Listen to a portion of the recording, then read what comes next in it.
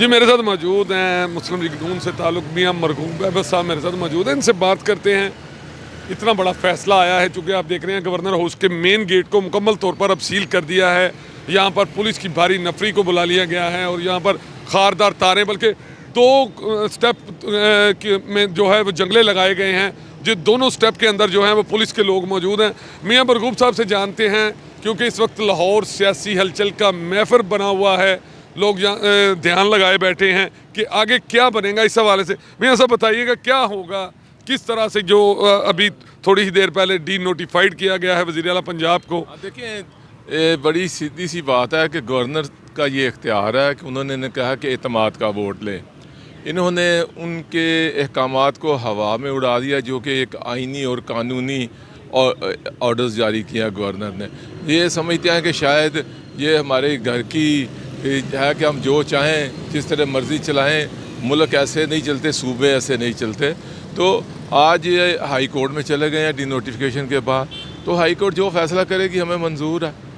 अब वो अगर ये कहते हैं कि जाएं एतमाद का वोट लें तो हमें भी ये भी मंजूर है। अगर गवर्नमेंट अदालत ये कहती है कि जी ठीक है आप फ्रेश इलेक्शन होगा, तो ये भी है। ये अगर इनके पास अक्सरियत है, मेरा सवाल यह है कि अगर इनके पास अक्सरियत थी तो इन्हें इत्तेमाद का वोट लेने में हिचकिचाहट क्या थी? इसका मतलब है कि कुछ दाल में काला है और ये अक़लियत होते हुए इस सूबे की हुक्मरानी चाहते हैं, जो कि गैर कानूनी है। यही वो सीधा सा बात है। अगर ये दुरुस्त होते, इनके पास वोट पूरे होते, तो ये इत्तेमाद का वोट लेके गवर्नर साहब को कहते आपको गलत फहमी हो गई है। लेकिन हक़ाइक़ ये नहीं है। आज जूँ आगे चलेंगे पता चलता जाएगा। जिस तरह इनका हुक्मरान, इनका पार्टी का हेड जो है नौसरबाज है, फरौडिया है, इस तरह ये सारी पार्टी फरौडियों की है, झूठों की है, दगाबाजों की है। और इनकी ये चीज़ें अब एक्सपोज हो रही हैं और ये कौम के सामने इनके असली करतूत आ रहे हैं।